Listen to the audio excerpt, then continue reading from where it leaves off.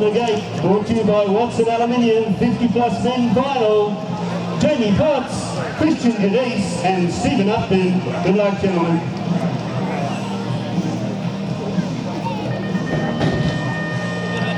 Okay, gate drops away and they get off to a good point start. Looks like Jamie Potts from Hawkesbury.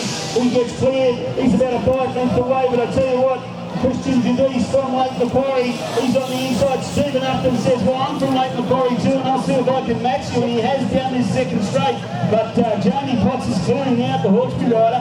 He's got this one shot to bits. He's just got to keep it tidy. He's coming around here. Potts, the 77 on the plate from the Hawkesbury. He's going to take this one out, but I tell you what, it's the Wilder Fox there in Stephen Upton.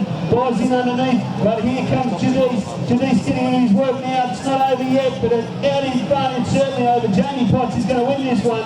Hands and heels over the line. In the 2 spot, looks like Upton, but here comes Cadiz. It's going to be close. He's going to have to call it, but I'll give it to Upton on the ball.